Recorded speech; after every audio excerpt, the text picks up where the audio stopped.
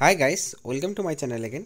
তাহলে চলে আসি নতুন আরেকটা ভিডিও নিয়ে। তো আজকে এই ভিডিওটাতে আমরা মূলত আলোচনা করব অঙ্গনওয়াড়ি কর্মী, অঙ্গনওয়াড়ি সহায়িকা এবং আশা কর্মীদেরকে নিয়ে।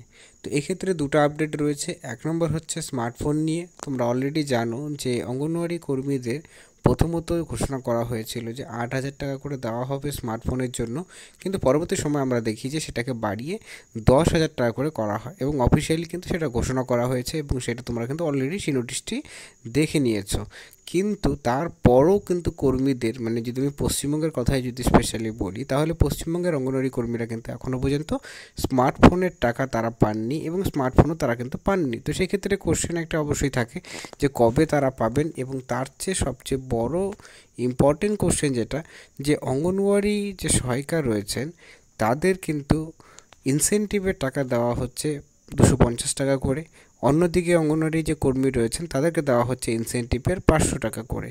কিন্তু এদিকে যদি ইনসেনটিভের টাকা দেওয়া হচ্ছে, ইনসেনটিভের জন্য আমরা অলরেডি জানি যে যেখানে কি বলা হয়েছিল যে অঙ্গনওয়াড়ি কর্মীদেরকে গ্রোথ মনিটরিং এবং তোমাদের যে হোম ভিজিট এটা যদি ফুলফিল করা থাকে, মানে যে টার্গেট অনুযায়ী, তাহলে তাদের কিন্তু সেই ইনসেনটিভের জন্য এলিজেবল হবে। অন্যদিকে অঙ্গনওয়াড়ি সহায়িকাদের ইনসেনটিভের টাকা দেওয়া হচ্ছে, তাই অঙ্গনওয়াড়ি সহায়িকাদের মধ্যে কিন্তু একটা কোশ্চেন তৈরি হয়েছে, তাহলে কি তারাও স্মার্টফোনে ১০,০০০ টাকা করে পাবেন অঙ্গনওয়াড়ি কর্মী এবং আশাকর্মীদের মতন?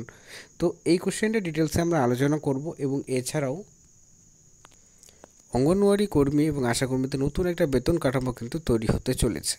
সেক্ষেত্রে নতুন বেতন কাঠামোটা কী, সেই বিষয়টাও এই ভিডিওতে ডিটেলসে আলোচনা করব। তাই ভিডিওটি শেষ পর্যন্ত দেখবে এবং দেখার পর নিজস্ব মতামত অবশ্যই জানাবে। এবং যদি ভিডিওটা ভালো লাগে লাইক করবে এবং চ্যানেলটিতে নতুন হতে চ্যানেলটি কিন্তু অবশ্যই সাবস্ক্রাইব করবে এরকম ভিডিওসগুলো সর্বপ্রথম পাওয়ার জন্য। তো যারা সময় নষ্ট না করে বিষয়টা ভিডিওতে আলোচনা করা যাক। প্রথমত যে বিষয়টা আমরা বলবো যে ২০২৪ নতুন বেতন কাঠামো, সেটা হচ্ছে তোমাদের আগেও জানিয়েছিলাম যে সম কাজে সম বেতন। ঠিক আছে, সম কাজে সম বেতন, এই নিয়মটা কিন্তু চালু হতে চলেছে অঙ্গনওয়াড়ি কর্মী, আশাকর্মী, সকল যে চুক্তিভিত্তিক যে সমস্ত কর্মীরা রয়েছেন তাদের জন্য, এবং তার সাথে সাথে যে সমস্ত অস্থায়ী কর্মী রয়েছেন সকলের জন্যই। ঠিক আছে, তো এই ক্ষেত্রে এবং এটা চালু হলে কিন্তু কর্মীদের এক লাফে বেতন বৃদ্ধি করানো হবে। কারণ কি, আমরা দেখেছি যে বিভিন্ন ডিপার্টমেন্টে প্রায় একই রকমেরই কাজ, কিন্তু তার সত্ত্বেও তাদের যে বেতন সেটা কিন্তু আলাদা আলাদা। তো এখানে কোশ্চেনটা অবশ্যই তৈরি হচ্ছে অঙ্গনওয়াড়ি কর্মী বা আশাকর্মীদের মধ্যে, যে তারা যদি সেম কাজ করে বেশি টাকা করে বেতন পান, তাহলে তারা কেন এত কম টাকা করে পাচ্ছেন? তো সেই ক্ষেত্রে এই বিষয়টা কিন্তু এর আগেও দাবি দাওয়া উঠেছে কর্মীদের, অঙ্গনওয়াড়ি কর্মীদের এবং আশাকর্মীদের মধ্যে। তো সেই ক্ষেত্রে কেন্দ্র সরকার তরফ থেকে কিন্তু এইটা নতুন করে চালু করার সম্ভাবনা ২০২৪-এর মধ্যে সম্ভাবনা রয়েছে। এবং এটা নিয়ে নিউজ পেপার আর্টিকেলসও তোমরা দেখেছো যে এখানে কিন্তু বলা হয়েছে যে সমকাজে সমবেতন দ্রুতই চালু হতে চলেছে এবং সেটা কিন্তু ইলেকশনের পরই চালু হওয়ার সম্ভাবনা রয়েছে। এক্সাক্ট ডেট কিন্তু এখনও পর্যন্ত বলা যাচ্ছে না, কারণ যেহেতু এখনও পর্যন্ত কোনো অফিসিয়ালি ঘোষণা করা হয়নি। বাট সম্ভাবনা কিন্তু অবশ্যই রয়েছে।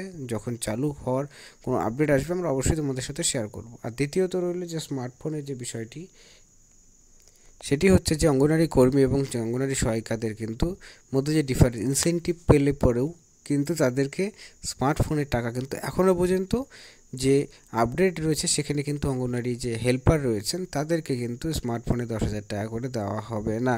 ঠিক আছে, কারণ কোনো রকমভাবে করে সেখানে কিন্তু বলা হয়নি যে তোমাদেরকে দেওয়া হবে।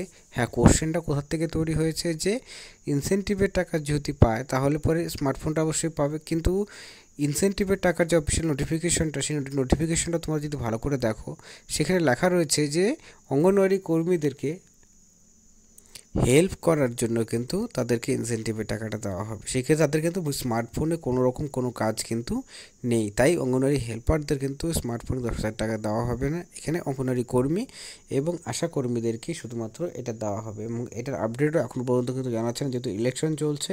ইলেকশন পরেই কিন্তু এটা সম্ভবত তোমাদের যেটা মানে প্রবাবিলিটি রয়েছে যে দুর্গাপুজোর আগে, মানে পুজোর আগে আগে তোমাদের কিন্তু দেওয়ার প্রবণতা, মানে এটা সম্ভাবনা সবচেয়ে বেশি। আরও লেটেস্ট আপডেট আসলে আমরা অবশ্যই জানার চেষ্টা করব। বাট আজকে এতটুকুই। ভিডিও দেখার জন্য অসংখ্য ধন্যবাদ।